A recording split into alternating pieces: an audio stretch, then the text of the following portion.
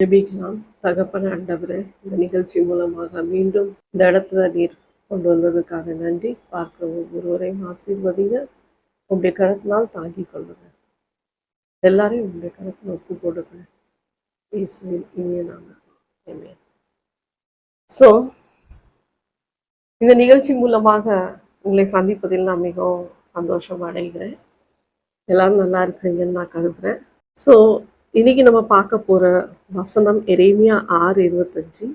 Go not out into the field nor walk on the road, for the enemy has a sword, terror is on every side. வயல் வெளியிலே புறப்படாதிருங்கள், வழியிலும் நடவாதிருங்கள், சுற்றிலும் சத்ருவின் பட்டயம் பயங்கரம் உண்டு. இங்க நம்ம என்ன பார்க்குறோம் இந்த வசனத்துலனா, வயல் வெளியே எங்கே நம்ம ஸ்ட்ரீட்ல நடக்கக்கூடாது. போகிற இடம் இன்னைக்குள்ள காலகட்டம் அப்படி ஒரு ரிஸ்கியான ஒரு மூமெண்ட்டாக இருக்குது.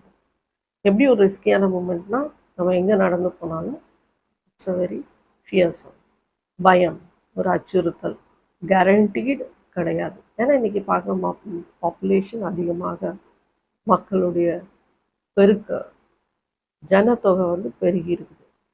ஸோ மக்கள் பெருகி இருக்கிறாங்க. அதனால நேரமும் நம்ம இருக்கிற காலகட்டங்களும் சரியில்லாதது நிமித்தம், ஏன்னா இது கடைசி காலத்தை குறித்து சொல்லப்பட்ட தீர்க்க தரிசனங்கள் யாவும் நிறைவேறி கொண்டு வருகிறது நம்ம தெளிவாக பார்க்குறோம். ஸோ இங்கே நம்ம பார்க்குறது என்னன்னா, அதுதான் வெளியே போகக்கூடாது. Sword of the enemy every side, பட்டயம் எல்லா திசைகளிலும் இருக்குது. சுற்றிலும் சத்ருவின் பட்டயம் இருக்குது, பயங்கரமும் இருக்குது.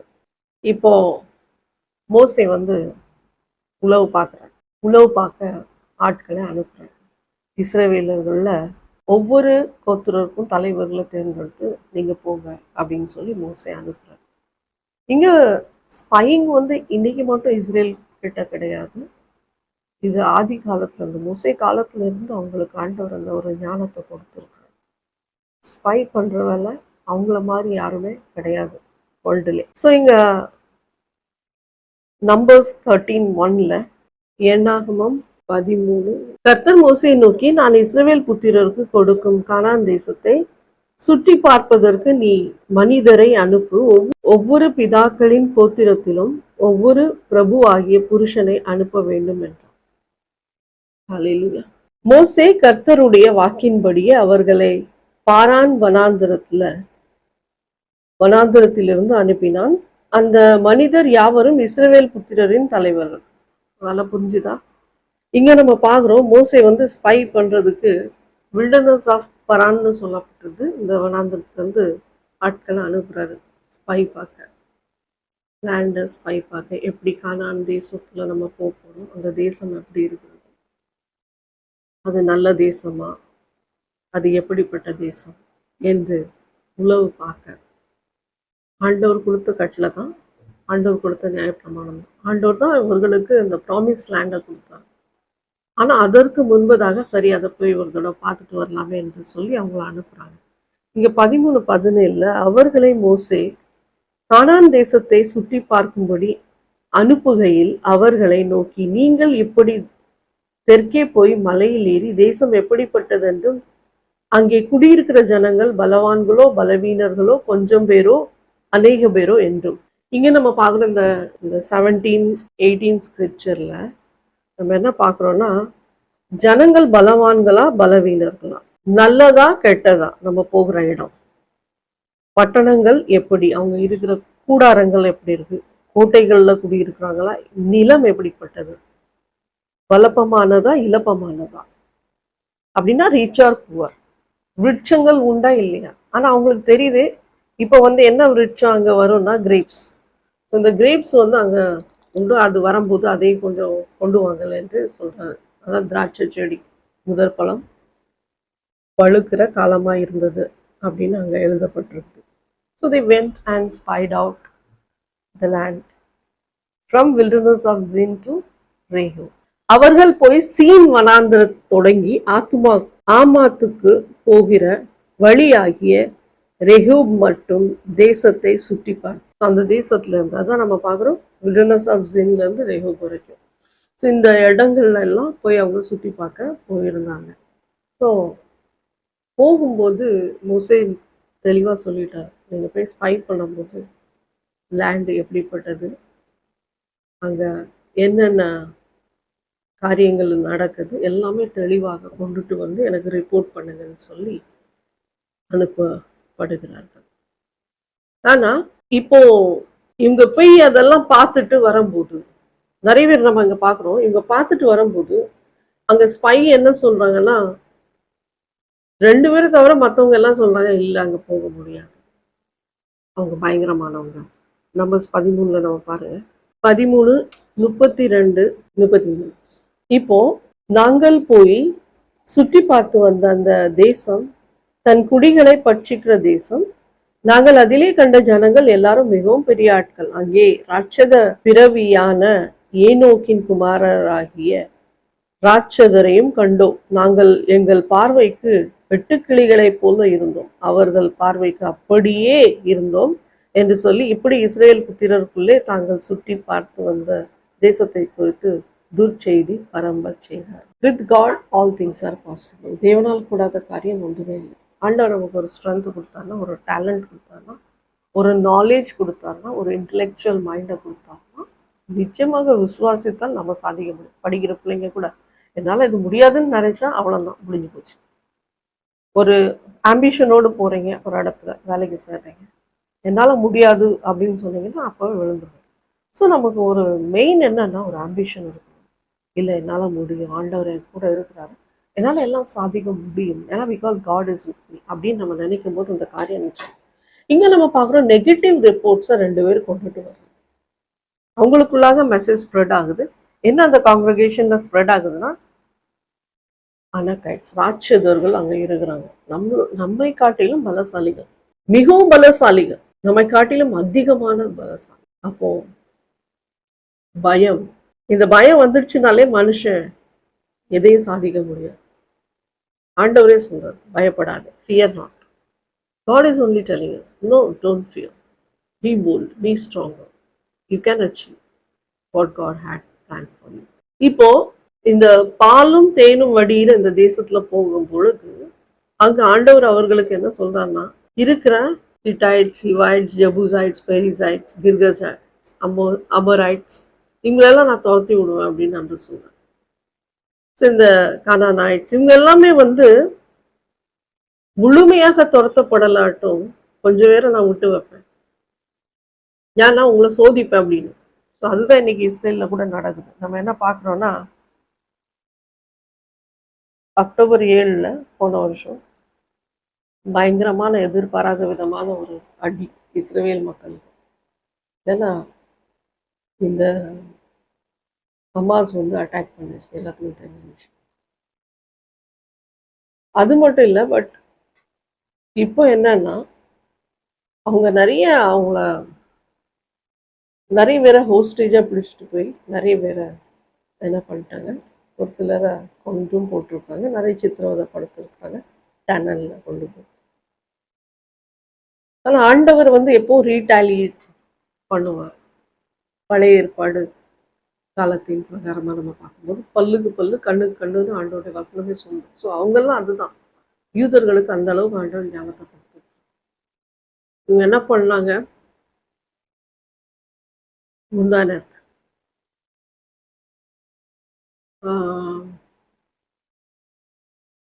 நல்லா பார்த்தோன்னா நம்ம ஹெஸ்புல்லா பேஜஸில் மெசேஜ் போகுது, எல்லாம் ஆன் பண்ணுறாங்க, எல்லாம் பீட் சவுண்ட் அடிக்குது, எவ்ரி பேஜஸ் எக்ஸ்ப்ளோடு.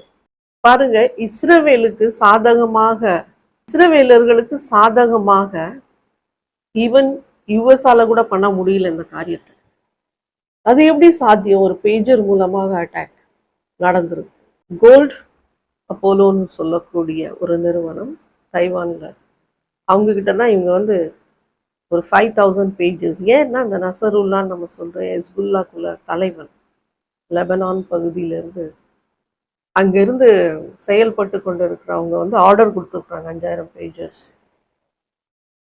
கொடுக்கும்போது எப்படியோ மோசாத்னா ஐடிஎஃப், இஸ்ரேல் டிஃபென்ஸ் ஃபோர்ஸ், இஸ்ரேலுக்குள்ள இன்டெலிஜென்ட் டிஃபென்ஸ் ஃபோர்ஸ். ஸோ இந்த ஃபோர்ஸ் வந்து மொசாத் வந்து கண்டுபிடிச்சிட்டு மோப்பம் பிடிச்சி பாருங்க, யாருக்குமே தெரியல, but they were saying that there is an operation.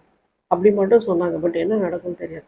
எவ்வளோ பழி வாங்கியிருப்பாங்க பாருங்க. 1000 ராக்கெட்ஸ், ஐ மீன் மிசைல்ஸ் அனுப்பி அட்டாக் பண்ணி, 1000 குண்டுகளை அனுப்பி அட்டாக் பண்ணி, ஒன்றும் இல்லாமல் பண்ணி போடணும்னு சொல்லி ஒரு அட்டாக். ஹமாஸ்னா ஹமாஸ் பண்ணலை, இவங்க தான் ஹமாஸ் மூலமாக பண்றாங்க அட்டாக் ஈரான். இப்போ நம்ம பார்த்தோம்னா இவ்வளோ நாள் பயமுறுத்தி கொண்டிருந்த ஹெஸ்புல்லா இப்போ கதி கலங்கி போச்சு. பயம் உண்டாயிட்டு. இப்படிதான் மோசை காலத்துல வனாந்திர வழியில போகும்போது, ஆயில போகும்போது, எரிகோ கடந்து போகும்போது அங்கெல்லாம் முதல்ல பயப்படுறாங்க. ராஜாக்கள் கேட்டு ஐயோ இவங்க வர்றாங்களே அப்படின்னு பயத்தை ஆண்ட ஒரு வீதியை ஏற்படுத்துகிறாங்க. எகிப்தியர்கள் கூட பாருங்க அவங்கள பிடிக்க வனாந்து அந்த சிவந்த சமுத்திரத்துல கடந்து வரும்போது அவங்களால போராட முடியல. ஏன்னா தேவன் அவர்களுக்காக நின்று போராடினபடியினால அவங்க போராட முடியல. காற்று பயங்கரமாக அடித்து அவர்களை நிறுத்தி இவர்களை முன் கடந்து போக செய்தது. அதுதான் இன்னைக்குமே. இவங்களுக்கு தெரியாம போச்சு பாருங்க. ஆனா இஸ்ரவேலர்கள் பெரிய பெரிய ஞானிகள் ஆண்டவர். They are very intelligent people. Why? Because the promise of God given to them. ஒரே நாள்ல ஒரே மெசேஜ் அனுப்புறாங்க மொபைல்ல. வெறும் அது இல்ல, வாக்கி டாக்கி, சாரி மொபைல் இல்ல, பேஜர்ல, வாக்கி டாக்கி, பேஜர்ஸ், போனு எல்லாமே எக்ஸ்ப்ளோடட். Solar panel exploded. அவங்களுக்குள்ளாக பயம், எப்பா ஏதாவது நான் எடுத்தா வாயில வச்சு சாப்பிட்டா கூட அது கூட வெடிச்சிடும். அந்த பயம் அவங்களுக்கு வந்துட்டு கையில தொட்டா வெடிச்சிடும். இது எப்படின்னா 3 மில்லிகிராம் அளவுக்கு அந்த எக்ஸ்ப்ளோசிவ 3 கிராம் அளவுக்கு, ஐ மீன் 3 ரொம்ப குறைய, பட் அது ரொம்ப பவர்ஃபுல் எக்ஸ்ப்ளோசிவ். அதை மேனுஃபேக்சரிங் கம்பெனிலே போய் ஏதோ ஒன்று நடந்திருக்குது. They have done so that இந்த அவங்க எல்லாம் யூஸ் பண்ணவும் ஆரம்பிச்சிட்டாங்க, இவங்களும் விட்டுட்டாங்க. குறிப்பிட்ட டைமில் அதெல்லாம் வெடிச்சு நிறைய பேர் காயப்பட்டிருக்காங்க, மறித்து இருக்காங்க. 9லேருந்து 12 பேர் வரைக்கும். அதுவும் இல்லாமல் 3000 பேர் இன்ஜூர் ஆயிருக்காங்க, மேபி மோர் தென் தட். ஏன்னா மார்க்கெட்ல இருந்திருப்பாங்க, அங்க போயிருப்பாங்க, இங்க போயிருப்பாங்க. இந்த பேஜர் சிஸ்டமை ஏன் கொண்டு வந்தாங்கன்னா, இந்த நசருல்லா என்ன சொல்றாருன்னா, இப்போ டெலிகம்யூனிகேஷன் மூலமாக செல்போன் பயன்படுத்தும் போது நசருல்லா என்ன சொல்றாங்கன்னா, நம்ம செல்போன் பயன்படுத்தினா நம்ம எங்கெல்லாம் போனோம்னா கண்டுபிடிச்சிருவாங்க. ஏன்னா இஸ்ரேல் உளவு பார்க்கறதுல மெயின். அதனால எப்படியாவது கண்டுபிடித்து விடுவாங்க எங்க போறோம், என்ன நமக்குள்ள பிரைவசிஸ் லீக் அவுட் ஆகும். அவங்க எல்லாத்தையும் அவங்க கேதர் பண்ணக்கூடிய வாய்ப்பு இருக்குன்னு சொல்லி தான் இந்த ஒரு சிஸ்டத்தை மாற்ற கொண்டு வந்தாங்க. ஆக்சுவலி இந்த பேஜர் 1980லேருந்து 90 வரைக்கும் ரொம்ப ஒர்க் அவுட் ஆச்சு. அப்புறமா 2000 வரைக்கும். அதுக்கப்புறம் நம்ம பார்க்குறோம் ஸ்மார்ட் ஃபோன், இந்த ஃபோன்லாம் வந்ததுனால அது கம்ப்ளீட்டாக அது யூஸ் பண்ணுறது குறைஞ்சிட்டு. ஆனால் இவங்க இந்த ஒரு காரணத்தினால சிக்னல்லாம் கிடைக்கும்னு சொல்லி, ஆக்சுவலி பேஜர்னு சொன்னாலும் it is a wireless telecommunication device. இதில் ஒன் வே இருக்குது, அதாவது only able to receive the short messages or beep sound. Beeper தான் அது பேரே, பீப் சவுண்ட் அடிக்கும், ஒரு சின்ன message, short messages. Or they can reply also, 2 way கூட இருக்குது அதில் பேஜர்ல. இது எதிர்பாராத விதமாக இப்போ என்ன சொல்றாங்கன்னா, ஹெஸ்புல்லால பயங்கர பயம். இதே பாருங்க, கொஞ்ச நாளைக்கு முன்னாடி ஹெஸ்புல்லா பயமுறுத்திக்கிட்டு இருந்தோம் இஸ்ரவேலர்கள். டனலை காட்டினா பெரிய சிட்டி இருக்குது, அது இருக்குது, இது இருக்குது, பெரிய பயத்தை மூர்த்திக்கிட்டு இருந்தான். ஒண்ணுமே பண்ணல. சின்ன ஒரு பாருங்க, அந்த அளவு உள்ள என்ன பண்ணிட்டாங்க, தேவ ஸ்னீக்ட் இன், காட் இன்சைட். ஹல்லேலூயா. உள்ள போயிட்டாங்க பாருங்க. அவங்க உள்ள போனதும் தெரியல, உள்ள பிரவேசிச்சு எப்படி அந்த காரியத்தை பாருங்க துல்லியமா பண்ணியிருக்காங்க. இவ்வளோ இன்டெலிஜென்ஸ் இங்க நம்ம யூஎஸ்ல இருந்து கூட அந்த அளவுக்கு இது பண்ண முடியாது.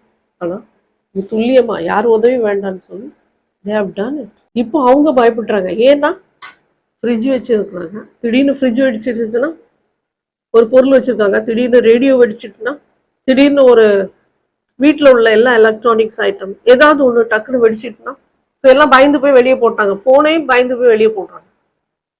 அந்த அளவுக்கு ஒரு பீதியை ஏற்படுத்தி இருக்கிறது. அதுதான் ஸ்பைங் and destroying.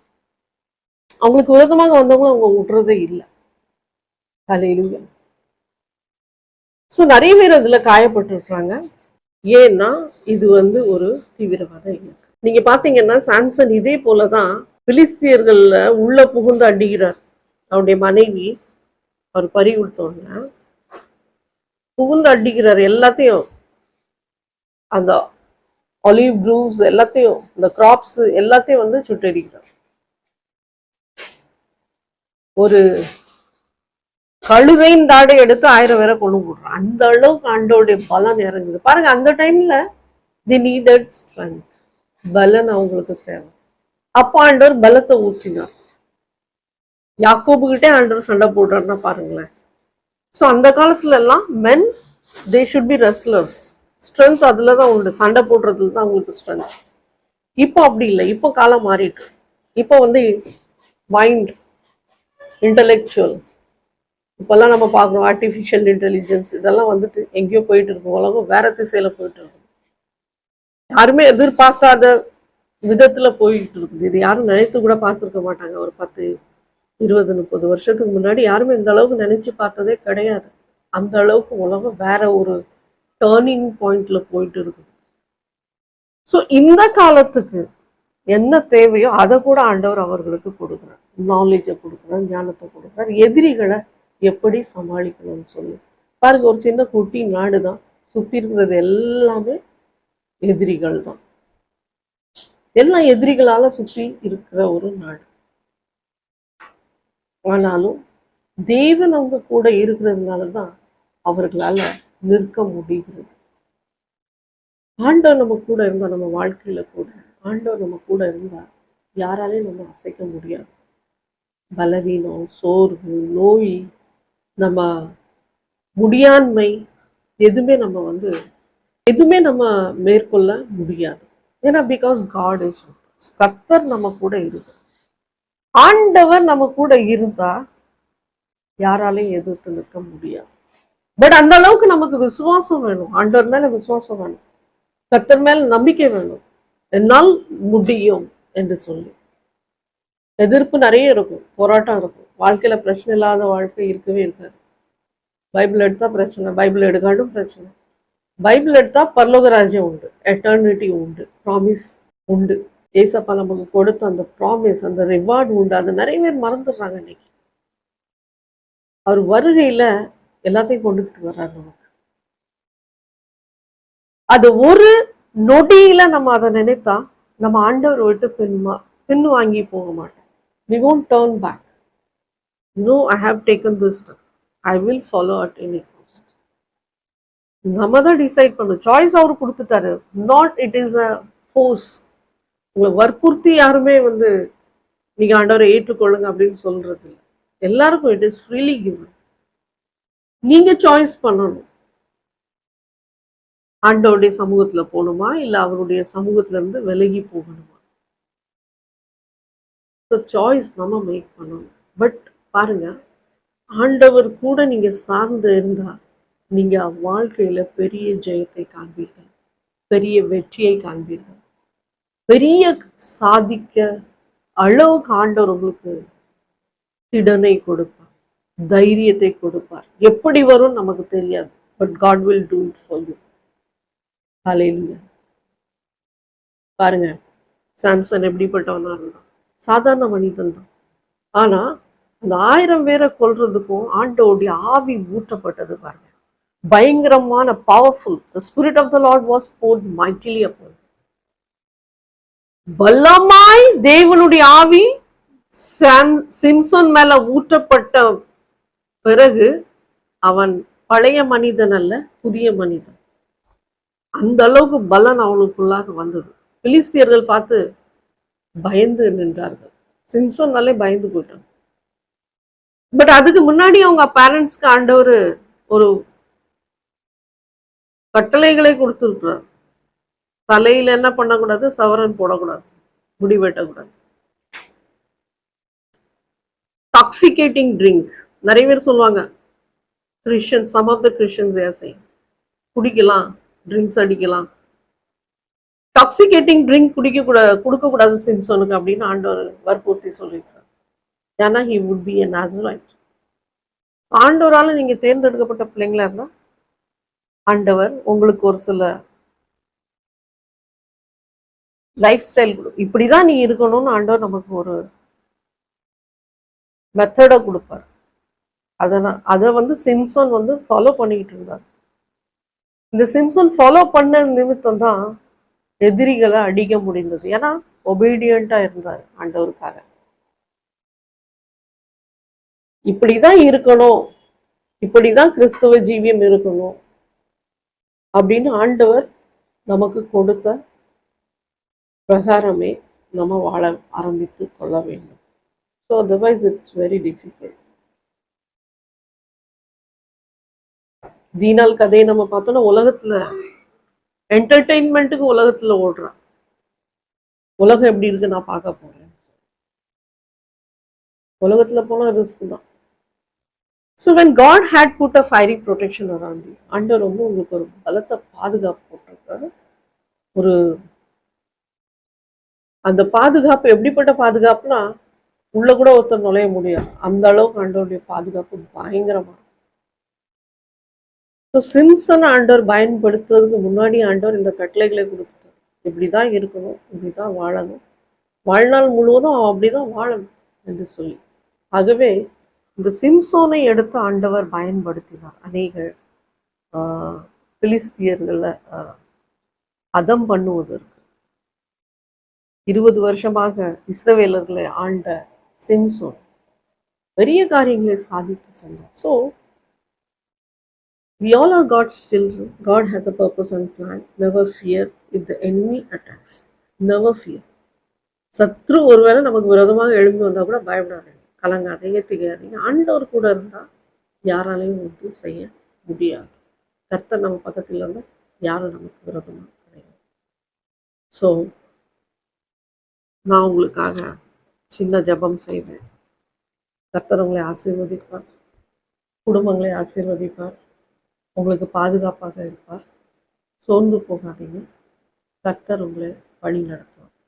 I pray Lord Jesus அவர் ஃபாதர், இந்த நிகழ்ச்சியை பார்த்து கொண்டிருக்கிற ஒவ்வொருவரையும் சந்திங்க அப்பா தகப்பனே. அவர்களுக்கு நல்ல ஞானத்தையும் அறிவையும் கொடுங்க ஆண்டவரே, சிறந்த ஞானத்தை கொடுங்க அப்பா. விடாமுயற்சியாக உம்மில் நிலைத்திருக்கிற பிள்ளைகளாக இருக்க உதவி செய் அப்பா தகப்பன். ஆண்டவரே, உம்முடைய நாமத்தை தரித்து கொண்ட பிள்ளைகளாக வாழ உதவி செய்யுங்க. தேவனை சார்ந்து நடக்கிற ஒரு குடும்பமாகவும் தேவன் அவர்களுக்குள்ளாக இருக்கும் ஆண்டவரே, நீர் கிரியை செய்யுங்க. இதை பார்த்து கொண்டிருக்கிற ஒவ்வொரு பிரதர்ஸ் சிஸ்டர்ஸ்க்காக ஜெபிக்கிறேன். உங்களுடைய கரம் அவர்கள் மீது இறங்கட்டும். நீர் பெரிய காரியம் செய்யுங்க அவங்க குடும்பத்துல. அப்பா நீர் இடைப்படுங்க ஆண்டவர், தேவைகளை சொன்னீங்க. எதுவுமே என்னால முடியலன்னு சொல்றவங்களுக்கு கூட வழிகளை திறந்து கொடுங்க.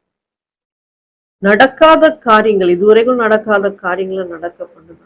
நம்ம நம்பி இருக்கும் பொழுது ஒருபோதும் வெட்கப்பட்டு போகாதபடி அப்பா தகப்பனே அவங்க இருக்க உதவி செய்யும். அதே போல குடும்பங்களை ஆசீர்வதிங்க, பிளஸ் பண்ணுங்க, நல்ல சுகபலத்தை கொடுங்க, சமாதானத்தை கட்டளையிடுங்க. குடும்பங்கள்ல கீழ்ப்படிதல் ஆகிய பிள்ளைகளுக்கு ஊற்றுங்க. இந்த கரத்துல ஒப்பு கொடுங்க. Jesus name. கர்த்தர் உங்களை ஆசீர்வதிப்பார். தேங்க்யூ. God plus.